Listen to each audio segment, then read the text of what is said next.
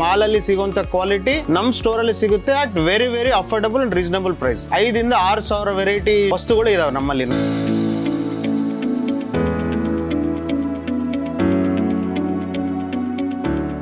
Initial investment ಬಂದ್ಬಿಟ್ಟು ಒಂದು 60 ಲಕ್ಷ ಮಟ್ಟ ಮಾಡಿದ್ದೀನಿ. ಬಿಸ್ನೆಸ್ ಆಗೇ ಆಗುತ್ತೆ. ಕಸ್ಟಮರ್ಗೆ ಹೇಗೆ ಮಾತಾಡ್ಬೇಕು, ಹೇಗೆ ಸರ್ವಿಸ್ ಕೊಡ್ಬೇಕು ಅದನ್ನು ಕೊಟ್ಟಿದ್ರೆ ಕಾಂಪಿಟೇಷನ್ ಅನ್ನೋದು ಸಂಬಂಧನೇ ಇಲ್ಲ.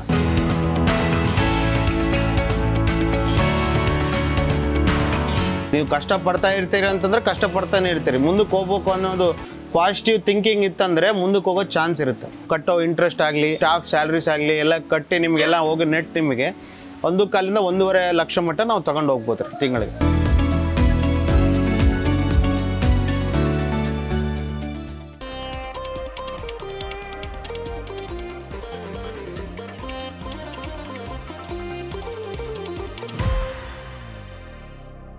ಅಡುಗೆ ಮನೆಯಲ್ಲಿ ಬಳಸುವ ಎಲ್ಲ ಸಾಮಗ್ರಿಗಳು ಒಂದೆಡೆ ಸಿಗುವ ಜಾಗ.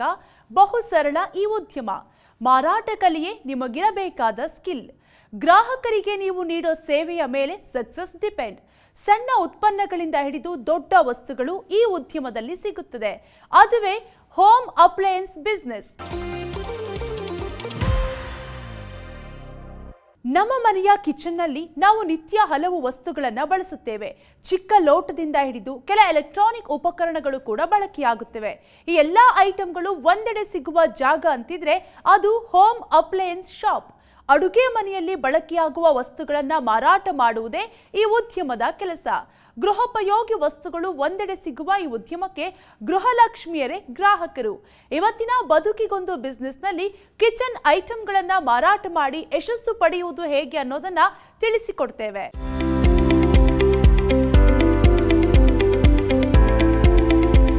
ಕೆಲ ವಸ್ತುಗಳನ್ನು ಆನ್ಲೈನ್ಗಳಲ್ಲಿ ಕಡಿಮೆ ಬೆಲೆಗೆ ಸಿಕ್ಕಿದ್ರೂ ಅಂಗಡಿಗೆ ಹೋಗಿ ಪರ್ಚೇಸ್ ಮಾಡಿದಾಗಲೇ ನಮಗೆ ತೃಪ್ತಿ ಸಿಗುವುದು.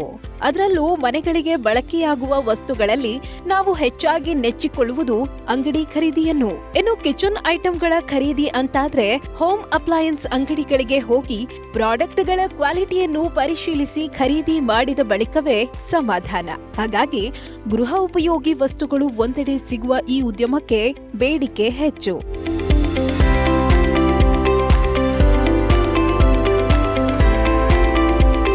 ಕುಕಿಂಗ್ ಸಾಮಗ್ರಿಗಳಿಂದ ಹಿಡಿದು ಎಲೆಕ್ಟ್ರಾನಿಕ್ ಉಪಕರಣಗಳ ತನಕ ಉತ್ಪನ್ನಗಳನ್ನು ಹೋಮ್ ಅಪ್ಲಯನ್ಸಸ್ ಎಂದು ಕರೆಯಲಾಗುತ್ತದೆ.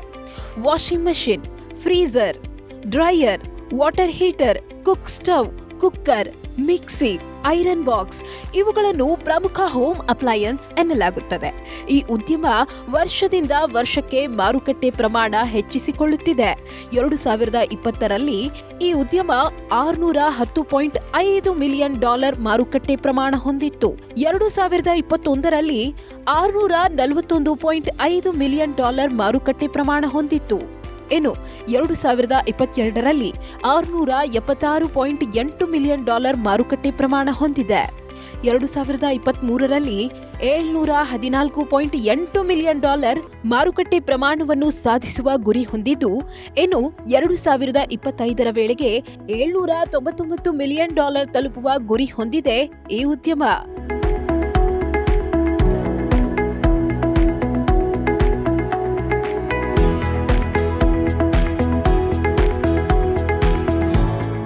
ಹಾಗಾಗಿ ಕಿಚನ್ಗಳಲ್ಲಿ ಬಳಕೆಯಾಗುವ ಈ ರೀತಿಯ ವಸ್ತುಗಳ ಮಾರಾಟದ ಉದ್ಯಮವನ್ನು ನೀವು ಆದಾಯದ ಮೂಲವಾಗಿ ಆಯ್ಕೆ ಮಾಡಿಕೊಂಡ್ರೆ ಉತ್ತಮ ಗಳಿಕೆ ಕೊಡುತ್ತದೆ. ಲೋಟ ಚಮಚಗಳಿಂದ ಹಿಡಿದು ಮನೆಯ ಅಡುಗೆ ಮನೆಯಲ್ಲಿ ಜಾಗ ಪಡೆದುಕೊಂಡಿರುವ ಎಲ್ಲಾ ಐಟಂಗಳು ಸಿಗುವ ಶಾಪ್ ಆರಂಭಿಸಿ ಉತ್ತಮ ಆದಾಯವನ್ನು ಪಡೆದುಕೊಂಡಿದ್ದಾರೆ ವಿಜಯನಗರ ಜಿಲ್ಲೆಯ ಸಾಯಿ ಸುಮಂತ್. ಕಳೆದ 3.5 ವರ್ಷದಿಂದ ಸಾಯಿ ಸುಮಂತ್ ಕಿಚನ್ ಉದ್ಯಮವನ್ನು ನಡೆಸುತ್ತಿದ್ದಾರೆ.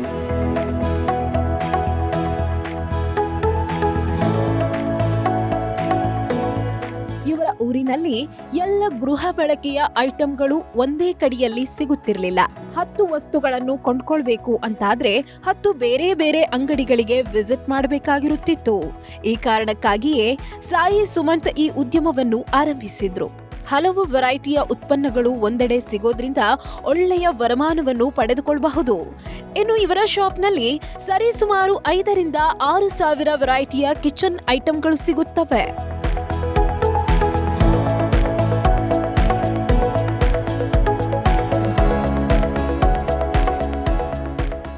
ಒಂದ್ಸಲ ಸೂಪರ್ ಮಾರ್ಕೆಟ್ ಹೋಗ್ಬೇಕು, ಒಂದು ಕಡೆ ಇದು ಆಗ್ಬೇಕು, ಮಿಕ್ಸರ್ ಗ್ರೈಂಡರ್ ಅಂದರೆ ಎಲೆಕ್ಟ್ರಿಕಲ್ ಅಂಗಡಿ ಹೋಗ್ತಾರೆ, ಕುಕ್ಕರ್ ಏನೋ ಹೋಗ್ಬೇಕಂದ್ರೆ ಯಾವುದೋ ಒಂದು ಅಂಗಡಿ ಅಂದರೆ 10 ಅಂಗಡಿ ಥರ ಹೋಗ್ಬೇಕು ಅನ್ನೋ ಕಸ್ಟಮರ್ಗೆ ಸ್ಪ್ಲಿಟ್ ಆಗಿ ಹೋಗ್ಬೇಕಾಗತ್ತೆ. ಬಟ್ ನಾನು ಏನು ಮಾಡಿದೆ, 10 ಅಂಗಡಿ 15 ಅಂಗಡಿ ಸಿಗೋವಂಥ ಐಟಮ್ ಎಲ್ಲ ಸೇರಿ ನಾನು ಒಂದೇ ಅಂಗಡಿಯಲ್ಲಿ ನಾನು ಚಾಯ್ಸ್ ಕೊಟ್ಟಿನಿ. ನಮ್ಮಲ್ಲಿ 5,000 to 6,000 ವೆರೈಟಿ ವಸ್ತುಗಳು ಇದ್ದಾವೆ ನಮ್ಮೆಲ್ಲ ಪೂರ್ತಿ ಕ್ಯಾಟಗರೀಸು.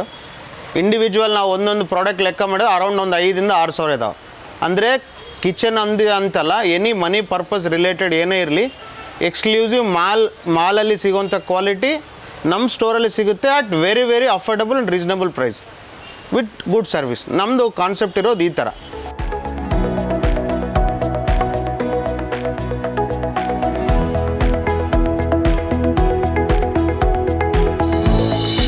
ಅಧಿಕ ಬಂಡವಾಳ ಹಾಕಿದಷ್ಟು ಅಧಿಕ ಲಾಭ. ಕಡಿಮೆ ಬಂಡವಾಳದಲ್ಲೂ ಆರಂಭಿಸಬಹುದಾದ ಉದ್ಯಮ.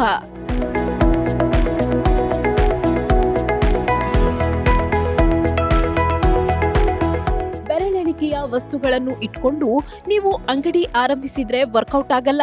ಲಾರ್ಜ್ ಕಲೆಕ್ಷನ್ಗಳಿದ್ದಾಗ ನಿಮ್ಮ ಅಂಗಡಿಗೂ ಹೆಚ್ಚಿನ ಸಂಖ್ಯೆಯಲ್ಲಿ ಗ್ರಾಹಕರು ಬರ್ತಾರೆ. ವೆರೈಟಿ ಕಲೆಕ್ಷನ್ಗಳೊಂದಿಗೆ ನೀವು ಈ ಬಿಸ್ನೆಸ್ ಪ್ರಾರಂಭಿಸುತ್ತೀರಿ ಅಂತಾದ್ರೆ ತುಸು ಅಧಿಕ ಬಂಡವಾಳದ ಅವಶ್ಯಕತೆ ಇರುತ್ತದೆ. ಡೆಕೋರೇಷನ್ ಫರ್ನಿಚರ್ ಐಟಂಗಳಿಗೆ ಸೇರಿ ಅಂದಾಜು 60 ಲಕ್ಷದ ತನಕ ಇನ್ವೆಸ್ಟ್ಮೆಂಟ್ ಮಾಡಬೇಕಾಗುತ್ತದೆ. ಅಧಿಕ ಬಂಡವಾಳ ಹಾಕಿದಷ್ಟು ಅಧಿಕ ಆದಾಯ ಸಿಗುತ್ತದೆ ಈ ಉದ್ಯಮದಿಂದ. ಆದ್ರೆ ಸಣ್ಣ ಮಟ್ಟದಲ್ಲಿಯೂ ಈ ಬಿಸ್ನೆಸ್ ಶುರು ಮಾಡಿ ಒಳ್ಳೆಯ ಆದಾಯ ಪಡೆಯಬಹುದಾಗಿದೆ. ಆರಂಭದಲ್ಲಿ ಅಗತ್ಯವಿರುವಷ್ಟು ಐಟಂಗಳನ್ನ ತಂದಿಟ್ಕೊಂಡು ನಿಧಾನವಾಗಿ ಬಿಸ್ನೆಸ್ ಇಂಪ್ರೂವ್ ಮಾಡಿಕೊಳ್ಳಬಹುದು.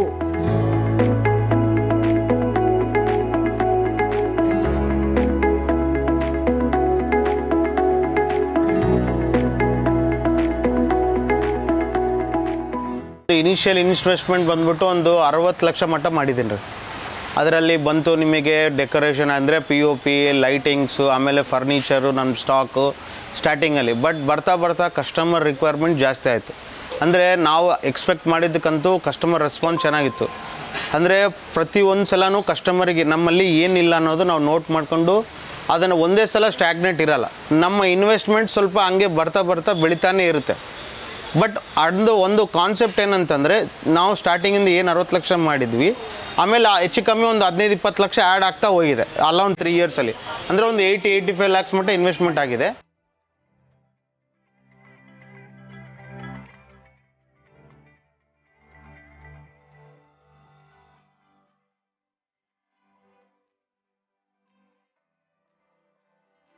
ಪೂರ್ವ ತಯಾರಿಗಳಿರದೆ ನೀವು ಯಾವುದೇ ಉದ್ಯಮವನ್ನು ಆರಂಭಿಸುವುದಕ್ಕೆ ಸಾಧ್ಯವಿಲ್ಲ. ಹೋಮ್ ಅಪ್ಲಯನ್ಸಸ್ ಬಿಸ್ನೆಸ್ ಅನ್ನು ನೀವು ಸ್ಟಾರ್ಟ್ ಮಾಡ್ತೀರಿ ಅಂತಾದ್ರೆ ಒಂದಷ್ಟು ಪೂರ್ವ ತಯಾರಿಯನ್ನು ಹಾಗೂ ಕೆಲ ಅನುಮತಿಗಳನ್ನು ಪಡೆದುಕೊಂಡು ಆರಂಭಿಸಬೇಕಾಗುತ್ತದೆ. GST ಲೈಸೆನ್ಸ್, ಲೇಬರ್ ಲೈಸೆನ್ಸ್ ಸೇರಿದಂತೆ ಹಲವು ಪರ್ಮಿಷನ್ ಅಗತ್ಯವಿರುತ್ತದೆ.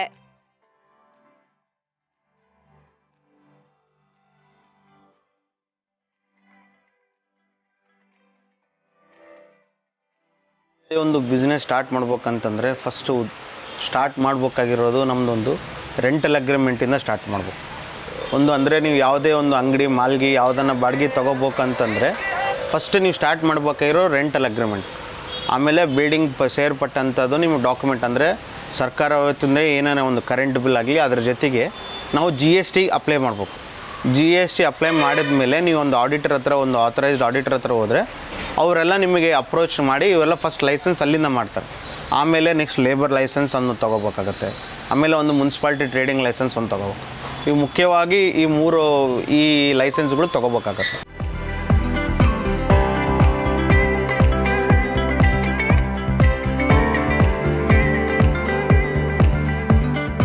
ನೀವು ಹೋಮ್ ಅಪ್ಲಯನ್ಸ್ ಉದ್ಯಮವನ್ನು ಒಬ್ಬರೇ ನಡೆಸ್ತೀರಿ ಅಂತಾದ್ರೆ ಕೊಂಚ ಕಷ್ಟವೇ.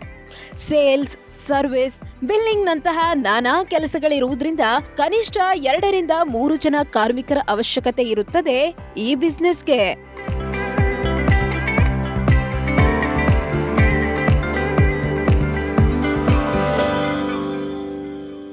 ಮನೆಗೆ ಬೇಕಾಗುವ ಒಂದು ಸಣ್ಣ ಐಟಂಗಳನ್ನ ಪರ್ಚೇಸ್ ಮಾಡುವಾಗ 10,000 ಸಲ ಯೋಚನೆ ಮಾಡ್ತೇವೆ. ಅಂತಹದ್ರಲ್ಲಿ ಇನ್ನು ಕಿಚನ್ ಐಟಮ್ ವಿಷಯಕ್ಕೆ ಬಂದ್ರೆ ಕ್ವಾಲಿಟಿಯ ಕಡೆಗೆ ಜಾಸ್ತಿ ಗಮನ ಕೊಡ್ತೇವೆ.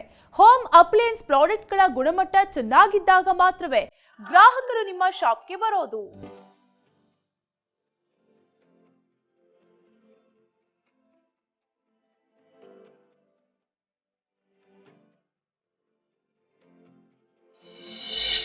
ಪ್ರಾಡಕ್ಟ್ಗಳ ಕ್ವಾಲಿಟಿಯಲ್ಲಿ ಬೇಡ ಕಾಂಪ್ರಮೈಸ್. ನಿಮ್ಮ ಅಂಗಡಿಯಲ್ಲಿರಲಿ high quality kitchen item.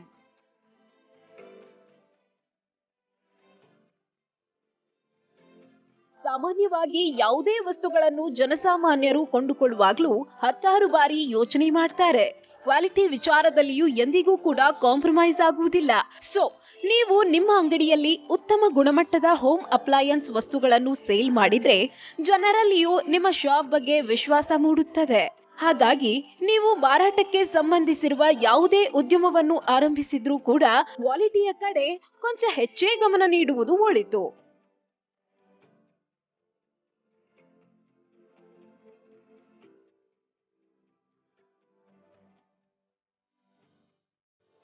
Customer ನಾವು ಹೆಂಗೆ ಉಳಿಸ್ಕೋಬೇಕು ಅನ್ನೋದೊಂದು ಹೇಳ್ತೀನಿ ನೋಡಿ. ಕಸ್ಟಮರ್ ಏನು ಎಂಟ್ರಿ ಆಗ್ತಾರಲ್ಲ, ಪ್ರತಿ ಸಲನೂ ಬರ್ಬೇಕು ಅಂತಂದರೆ ಒಂದೇ ಫಸ್ಟ್ ಕ್ವಾಲಿಟಿ. ಅಂದರೆ ನಾವು ಯಾವುದೇ ವಸ್ತು ಯಾವುದನ್ನ ತಗೊಳ್ಳಿ, ನಾವು ಕಸ್ಟಮರ್ ಟಚ್ ಮಾಡಿದ್ರೆ, ಫಾರ್ ಎಕ್ಸಾಂಪಲ್ ಕಸ್ಟಮರ್ ಮನೆಗೆ ಬೇಕು ಅಂತ ತಿಳ್ಕೊಳ್ಳಿ, ಅದು ನಮ್ಮ ಉದ್ದೇಶ. ಅಂದರೆ ನಮ್ಮದಾಗಿ ನನ್ನ ಮನೆಗೆ ಏನಾದರೂ ತೊಗೊಂಡ್ರೆ ಏನು ಕ್ವಾಲಿಟಿ ನಾನು ಬಳಸ್ತೀನೋ ಅದೇ ಥರ ಕ್ವಾಲಿಟಿ ನನ್ನ ಸ್ಟೋರಲ್ಲಿನೂ ನಮಗೆ ಸಿಗೋಂಥ ಪ್ರಯತ್ನ ಪಟ್ಟು ಕಸ್ಟಮರಿಗೆ ಕನ್ವಿನ್ಸ್ ಆಗೋಂಥ ಫಸ್ಟ್ ಪ್ರಯತ್ನ ಮಾಡ್ತೀನಿ. ಆಮೇಲೆ ಕಸ್ಟಮರಿಗೆ ಬೇಕಾಗಿರೋದು ಕ್ವಾಲಿಟಿ ಆದಮೇಲೆ ನೆಕ್ಸ್ಟ್ ಬಂದುಬಿಟ್ಟು ಗ್ಯಾರಂಟಿ, ವ್ಯಾರಂಟಿ, ಆಮೇಲೆ ನೆಕ್ಸ್ಟ್ ಬಂದುಬಿಟ್ಟು ಥರ್ಡ್ ಸರ್ವಿಸ್, ಆಮೇಲೆ ಅಶ್ಯೂರೆನ್ಸ್, ಆಮೇಲೆ ಲಾಸ್ಟ್ ಬಂದುಬಿಟ್ಟು ಪ್ರೈಸಿಂಗ್. ಇವೆಲ್ಲ ನಾವು ಮ್ಯಾಚ್ ಮಾಡಿ ಕಸ್ಟಮರ್ ಕನ್ವಿನ್ಸ್ ಮಾಡಿದರೆ, ಒಬ್ಬರಿಗೆ ಕರೆಕ್ಟಾಗಿ ಕನ್ವಿನ್ಸ್ ಮಾಡಿದರೆ ಅವ್ರು ನಾಳೆ 2 ಅಥವಾ 3 ಅವ್ರನ್ನೇ ರೆಫರ್ ಮಾಡ್ತಾರೆ. ಇಲ್ಲಪ್ಪ ಒಳ್ಳೆ ಅಂಗಡಿ ಇದೆ, ಒಳ್ಳೆ ಸರ್ವಿಸ್ ಕೊಡ್ತಾರೆ, ಒಳ್ಳೆ ಜಾಗ ಇದು, ಚೆನ್ನಾಗಿ ಮಾತಾಡ್ತಾರೆ.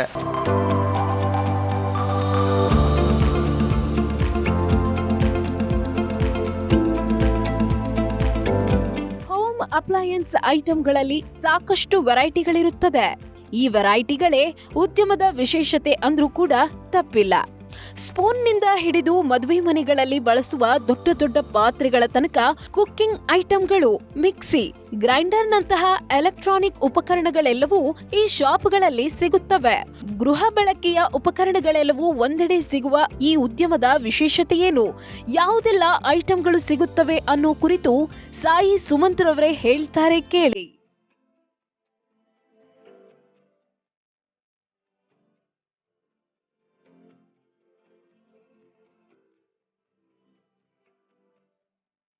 ನಮ್ಮಲ್ಲಿ ಒಂದು 5,000 ಇಂದ 6,000 ಐಟಮ್ಸ್ ಸಿಗುತ್ತೆ ರೀ ನಿಮಗೆ. ಅಂದರೆ ವೆರೈಟೀಸ್.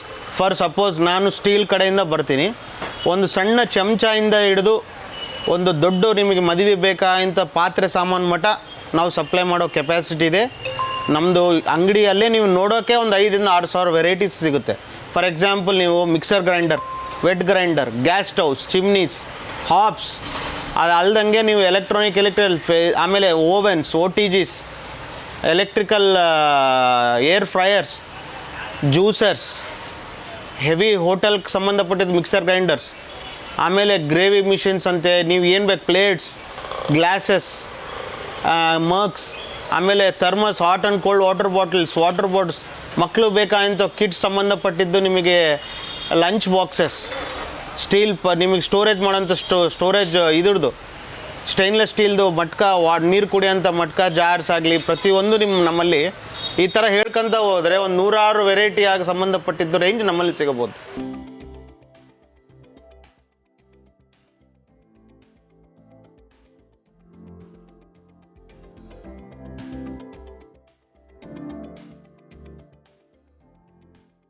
ಸಾವಿರಕ್ಕೂ ಹೆಚ್ಚಿನ ವೆರೈಟಿಯ ಉತ್ಪನ್ನಗಳು ಹೋಮ್ ಅಪ್ಲಯನ್ಸ್ ಉದ್ಯಮದಲ್ಲಿರುತ್ತದೆ. ಹಾಗಾಗಿ ಉತ್ತಮ ಗುಣಮಟ್ಟದ ಕಿಚನ್ ಐಟಂಗಳನ್ನೇ ನೀವು ನಿಮ್ಮ ಅಂಗಡಿಯಲ್ಲಿ ಖರೀದಿಸಿ ತಂದಿಟ್ಟುಕೊಳ್ಳುವುದು ಬಹುಮುಖ್ಯವಾಗಿರುತ್ತದೆ. ಇನ್ನು ಗ್ರಾಹಕರಿಗೆ ಸೇಲ್ ಮಾಡೋದಕ್ಕೆ ಬೇಕಾಗುವ ಪ್ರಾಡಕ್ಟ್ಗಳನ್ನು ನೀವು ಹೈದರಾಬಾದ್, ದೆಹಲಿ ಕಡೆಗಳಲ್ಲಿ ಪರ್ಚೇಸ್ ಮಾಡಿ ತರಬಹುದು.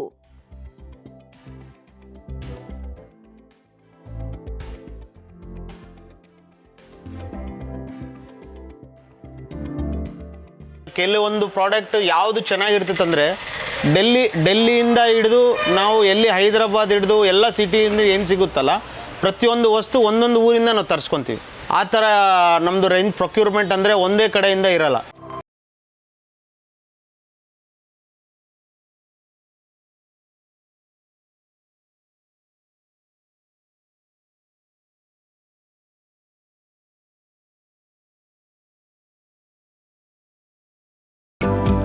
ನೀವು ಪ್ರಾಡಕ್ಟ್ಗಳ ಸೇಲ್ಸ್ಗೆ ಸಂಬಂಧಿಸಿರುವ ಯಾವುದೇ ಬಿಸ್ನೆಸ್ ಆರಂಭಿಸಿದ್ರೂ ಕೂಡ ಯಾವ ಜಾಗದಲ್ಲಿ ಆರಂಭಿಸುತ್ತೀರಿ ಅನ್ನೋ ವಿಚಾರ ಮುಖ್ಯ ಪಾತ್ರವನ್ನೇ ವಹಿಸುತ್ತದೆ. ಜನಸಂಚಾರವಿರುವ ಜಾಗ, ಅಕ್ಕಪಕ್ಕದಲ್ಲಿ ಯಾವುದೇ ಹೋಮ್ ಅಪ್ಲಯನ್ಸ್ ಅಂಗಡಿಗಳಿರದ ಜಾಗದಲ್ಲಿ ಶಾಪ್ ತೆರೆದ್ರೆ ಗ್ರಾಹಕರ ಗಮನ ಕೂಡ ನಿಮ್ಮ ಅಂಗಡಿಯತ್ತ ನೆಟ್ಟಿರುತ್ತದೆ. ಇನ್ನು ನಿಮ್ಮ ಶಾಪ್ ವಿಶಾಲ ಜಾಗದಲ್ಲಿದ್ರೆ ಗ್ರಾಹಕರು ಕೂಡ ಹೆಚ್ಚು ಆಕರ್ಷಿತರಾಗ್ತಾರೆ.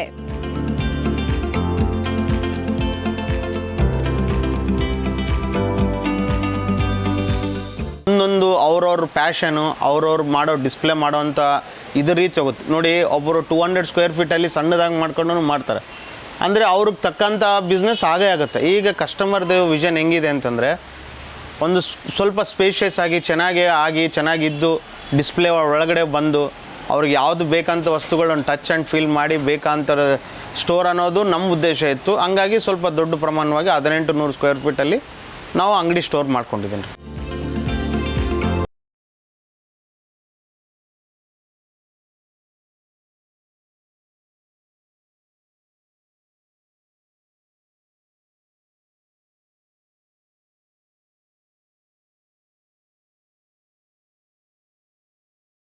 ಅನ್ನೋದು ನಿಮ್ಮ ಶ್ರಮ ಮತ್ತು ಸಮಯವನ್ನ ಸಂಪೂರ್ಣವಾಗಿ ಅದಕ್ಕೆ ವಿನಿಯೋಗಿಸಿದಂತೆ.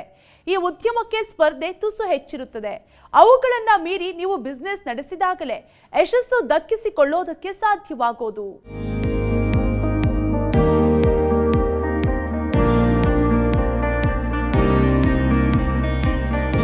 ಊರಲ್ಲಿ ಒಂದಕ್ಕಿಂತ ಹೆಚ್ಚಿನ ಹೋಮ್ ಅಪ್ಲಯನ್ಸ್ ಶಾಪ್ಗಳಿದ್ದಾಗ ಕಾಂಪಿಟೇಷನ್ಗಳು ತುಸು ಹೆಚ್ಚೇ ಇರುತ್ತದೆ. ಆನ್ಲೈನ್ ಪ್ಲಾಟ್ಫಾರ್ಮ್ಗಳು ಕೂಡ ಈ ಬಿಸ್ನೆಸ್ಗೆ ದೊಡ್ಡ ಸ್ಪರ್ಧೆಯನ್ನು ನೀಡುತ್ತವೆ. ಆ ಸ್ಪರ್ಧೆಗಳನ್ನು ಮೀರಿ ನೀವು ಬಿಸ್ನೆಸ್ ನಡೆಸಿಕೊಂಡು ಹೋದ್ರೆ ಲಾಭ ಪಡೆಯಬಹುದು. ಇನ್ನು ಯಾವುದೇ ಒಂದು ಉದ್ಯಮದಲ್ಲಿ ಸ್ಪರ್ಧೆಗಳಿದ್ದಾಗ ಮಾತ್ರವೇ ಇನ್ನೂ ಹೆಚ್ಚಿನ ಅಲರ್ಟ್ ಆಗಿ ಜಾಸ್ತಿ ಎಫರ್ಟ್ ಹಾಕಿ ಬಿಸ್ನೆಸ್ ನಡೆಸುವುದಕ್ಕೆ ಹುಮ್ಮಸ್ಸು ಬರುವುದು.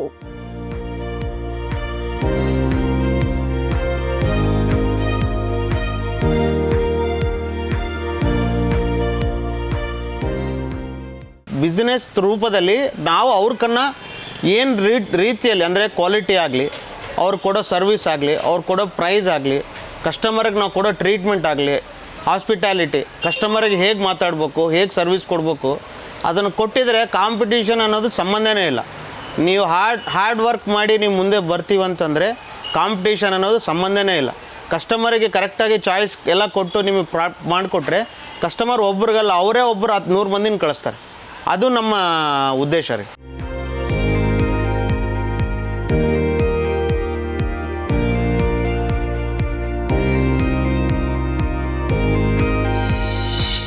ಮಾಸಿಕವಾಗಿ ಲಕ್ಷದ ತನಕ ಆದಾಯ ಪಡೆಯಬಹುದು.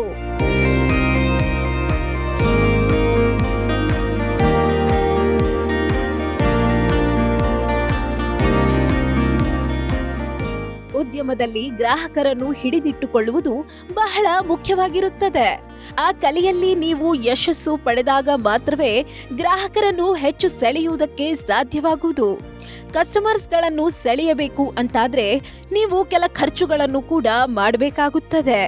ಉದ್ಯಮವೆಂದ ಮೇಲೆ ಖರ್ಚುಗಳು ಸರ್ವೇ ಸಾಮಾನ್ಯ.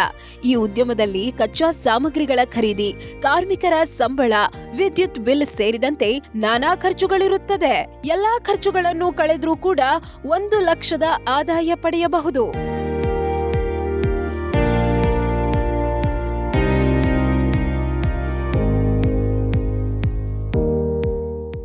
ಗೋಡೌನ್ ಮೇಂಟೈನ್ ಮಾಡಬೇಕಾಗತ್ತೆ, ನಮ್ಮ ಸ್ಟಾಫ್ ಮಾಡಬೇಕಾಗುತ್ತೆ. ಒಂದು 7 to 8 ಮೆಂಬರ್ಸ್ ಸ್ಟಾಫ್ ಇರ್ತಾರೆ. ಈಗ ನಮ್ಮ ಕಟ್ಟೋ ಇಂಟ್ರೆಸ್ಟ್ ಆಗಲಿ, ನಮ್ಮ ಕಟ್ಟೋ ಬಾಡಿಗೆಗಳಾಗಲಿ, ಕರೆಂಟ್ ಬಿಲ್ ಆಗಲಿ, ಪವರ್ ಬಿಲ್ ಆಗಲಿ, ಆಮೇಲೆ ನಮ್ಮ ಸ್ಟಾಫ್ ಸ್ಯಾಲ್ರೀಸ್ ಆಗಲಿ ಎಲ್ಲ ಕಟ್ಟಿ ನಿಮಗೆಲ್ಲ ಹೋಗಿ ನೆಟ್ ನಿಮಗೆ 1.25 ಇಂದ 1.5 ಲಕ್ಷ ಮಟ್ಟ ನಾವು ತಗೊಂಡು ಹೋಗ್ಬೋದು ರೀ.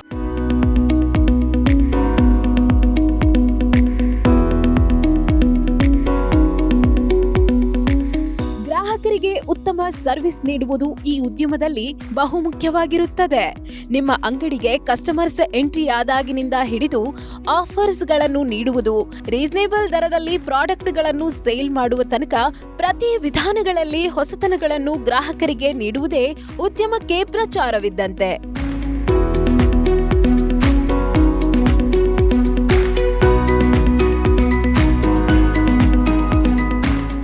ಫಸ್ಟ್ ಯಾವುದೇ ಒಂದು ಪಬ್ಲಿಸಿಟಿ ಮಾರ್ಕೆಟಿಂಗ್ ಹೇಗಿರುತ್ತಂದರೆ, ನಾವು ಕಸ್ಟಮರ್ ಎಂಟ್ರಿ ಆದ ತಕ್ಷಣ ಕಸ್ಟಮರ್ಗೆ ಇದು ಒಂಥರ ಬ್ರ್ಯಾಂಡೆಡ್ ಶೋರೂಮ್ ಥರ ಫೀಲ್ ಅನಿಸ್ಬೇಕು. ಅದು ಅನಿಸ್ಬೇಕಂತಂದರೆ ಫಸ್ಟ್ ನಾನು ಬೋರ್ಡಿಂದ ಸ್ಟಾರ್ಟ್ ಮಾಡೀನಿ. ನಂದು ಹೆಚ್ಚು ಕಮ್ಮಿ 1.5 ಲಕ್ಷ ರೂಪಾಯಿ ಬರೀ ಬೋರ್ಡಿಂದು ಖರ್ಚು ಬಂದಿದೆ. ನಾನು ಅಲ್ಲಿಂದ ನನ್ನ ಲೋಗೋಸ್ ಆಗಲಿ, ಆಮೇಲೆ ನಾನು ಕೊಡೋ ಬ್ಯಾಗ್ ಆಗಲಿ, ಆಮೇಲೆ ಪ್ರತಿಯೊಂದಕ್ಕಾಗಲಿ ಒಂದು ಬ್ರ್ಯಾಂಡ್ ಕ್ರಿಯೇಟ್ ಮಾಡಿ, ಒಂದು ಲೋಗೋ ಕ್ರಿಯೇಟ್ ಮಾಡಿರೋದು ಒಂದು. ಆಮೇಲೆ ಕಸ್ಟಮರ್ನ ನಾವು ಎಷ್ಟು ಚೆನ್ನಾಗಿ ಡಿಲೈಟ್ ಮಾಡಿದರೆ ಆಟೋಮೆಟಿಕ್ ಪಬ್ಲಿಸಿಟಿ ಅನ್ನೋದು ಬರ್ತೈತೆ. ಬಟ್ ಅದಂತೂ ನಿಂದಿರೋದಿಲ್ಲ. ಅದ್ರ ಜೊತೆಗೆ ಆ್ಯಕ್ಟಿವಿಟೀಸ್ ಅಂದರೆ ಆಫರ್ಸ್, ನಮ್ಮದು ಆ್ಯನಿವರ್ಸರಿ ಸೇಲ್ ಅಂತ ಮಾಡ್ತೀವಿ, ಆಮೇಲೆ ನಿಮಗೆ ಎಕ್ಸ್ಚೇಂಜ್ ಆಫರ್ಸ್ ಮಾಡ್ತೀವಿ, ಇದ್ರ ಜೊತೆಗೆ ನಮಗೆ ಎಕ್ಸ್ಟ್ರಾ ಡಿಸ್ಕೌಂಟ್ಸ್ ಅಂತೇಳಿ ಮಾಡ್ತೀವಿ. ಅದ್ರ ಜೊತೆಗೆ ನಾವು ಫೇಸ್ಬುಕ್ ಅಥವಾ ಇನ್ಸ್ಟಾಗ್ರಾಮ್ ಅಡ್ವರ್ಟೈಸ್ಮೆಂಟ್ಸು ಮಾಡ್ತೀವಿ, ಆಮೇಲೆ TV ಆ್ಯಡ್ಸ್ ಮಾಡ್ತೀವಿ, ಆಮೇಲೆ ಈಗ KSRTC ಹೊಸದಾಗಿ ಒಂದು ಇದು ಅನೌನ್ಸ್ಮೆಂಟ್ ಇದಿತ್ತು, ಅಲ್ಲಿ ನೀವು ಮಾಡ್ತೀವಿ. ಈ ಥರ ನಾವು ಪಬ್ಲಿಸಿಟಿ ಫಸ್ಟ್. ಬಟ್ ಎಲ್ಲದಕ್ಕಂತೂ ಮುಖ್ಯ ಬಂದ್ಬಿಟ್ಟು ಕಸ್ಟಮರ್ ಎಷ್ಟು ಚೆನ್ನಾಗಿ ಡಿಲೈಟ್ ಆಗ್ತಾರೋ ಅದ್ರ ಮೇಲೆ ನಾವು ಕಸ್ಟಮರ್ಸ್ನ ವಾಪಸ್ ಕರಿಬೋದು ರೀ. ಆಟೋಮೆಟಿಕ್ ಡೆವಲಪ್ ಆಗುತ್ತೆ.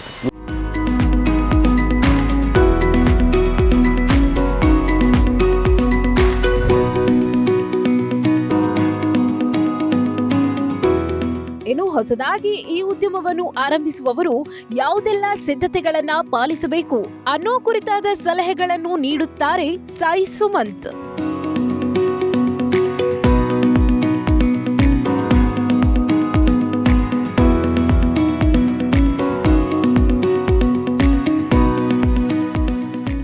ಈಗ ಅವರೊಬ್ಬರು ಎಂಪ್ಲಾಯ್ ಥರನೇ ಟ್ರೀಟ್ ಮಾಡ್ತೀವಿ ಅಂತಂದರೆ ಅವರು ಒಂದು ಕಡೆ ಕೆಲಸನೇ ಮಾಡ್ತಾರೆ.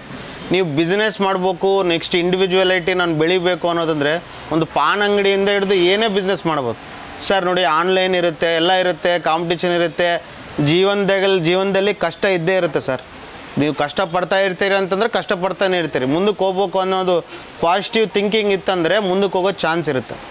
ನೀವು ಅದನ್ನು ತೊಗೊಂಡು ಯಾವುದೇ ಒಂದು ಪ್ಯಾಷನ್ ಆಗಿ ಮಾಡಿರಿ. ಫಾರ್ ಎಕ್ಸಾಂಪಲ್ ಏನೇ ಮಾಡಲಿ ಸಿಸ್ಟಮ್ಯಾಟಿಕ್ ಮಾಡಿ. ನೀವು ಇದನ್ನು ಸ್ಟಾರ್ಟ್ ಮಾಡ್ತೀವಿ, ಮಾಡಲೇಬೇಕು ಅನ್ನೋದು ನೀವು ಉದ್ದೇಶ ಇತ್ತಂದರೆ ಕ್ರಾಸೇ ಮಾಡ್ತೀರಿ. ನೀವು ಹರ್ಡಲ್ಸ್ನ ನೀವು ಅದನ್ನು ಫೇಸ್ ಮಾಡೋ ಅವಶ್ಯಕತೆ ಇಲ್ಲ.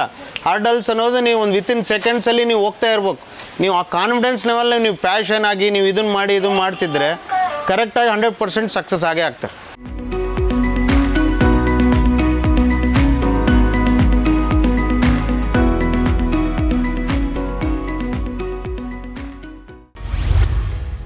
ನೀವು ಸಣ್ಣ ಮತ್ತು ಮಧ್ಯಮ ಗಾತ್ರದ ಬಿಸ್ನೆಸ್ ಅಲ್ಲಿ ಗೆದ್ದವರಾಗಿದ್ದರೆ ವಿಸ್ತಾರ ನ್ಯೂಸ್ ತಂಡ ಸಂಪರ್ಕಿಸಿ ನಿಮ್ಮ ಯಶಸ್ಸಿನ ಪಯಣವನ್ನ ನಮ್ಮ ಜೊತೆಗೆ ಹಂಚಿಕೊಳ್ಳಬಹುದು. ವಿಸ್ತಾರ ನ್ಯೂಸ್ ನಂಬರ್ 1, 2 ಮತ್ತು 4ನೇ ಮಹಡಿ, the New Indian Express building, block 2 ಮತ್ತು 3, ಕ್ವೀನ್ಸ್ ರಸ್ತೆ, Bengaluru 560001. Phone number 9606942030. Email program@vistaranews.com. ಪಾತ್ರೆಯಿಂದ ಹಿಡಿದು ಎಲೆಕ್ಟ್ರಾನಿಕ್ ಐಟಂಗಳು ಸಿಗೋದು ಹೋಮ್ ಅಪ್ಲಯನ್ಸ್ ಶಾಪ್ನಲ್ಲೇ. ನಿಮ್ಮ ನಗುಮೊಗದ ಸರ್ವಿಸ್ ಜೊತೆಗೆ ಕ್ವಾಲಿಟಿಯ ಪ್ರಾಡಕ್ಟ್ಗಳನ್ನು ಗ್ರಾಹಕರಿಗೆ ನೀಡಿದರೆ ಅವರಿಗೂ ನಿಮ್ಮ ಮೇಲೆ ವಿಶ್ವಾಸ ಮೂಡುತ್ತದೆ. ನಿಮ್ಮ ನಿತ್ಯದ ವಹಿವಾಟು ಕೂಡ ಹೆಚ್ಚಾಗುತ್ತದೆ, ಉತ್ತಮ ಆದಾಯ ಕೈ ಸೇರುತ್ತದೆ. ಇದಾಗಿತ್ತು ಇವತ್ತಿನ ಬದುಕಿಗೊಂದು ಬಿಸ್ನೆಸ್. ಇಂತಹ ಇನ್ನಷ್ಟು ಬಿಸ್ನೆಸ್ ಐಡಿಯಾಗಳಿಗಾಗಿ ವಿಸ್ತಾರ ಬಿಸ್ನೆಸ್ ಯೂಟ್ಯೂಬ್ ಚಾನೆಲ್ ಸಬ್ಸ್ಕ್ರೈಬ್ ಮಾಡಿ. ಅನುಕ್ಷಣದ ಸುದ್ದಿಗಾಗಿ ನೋಡ್ತಾ ಇರಿ ವಿಸ್ತಾರ ನ್ಯೂಸ್. ಇದು ನಿಖರ ಜನಪರ.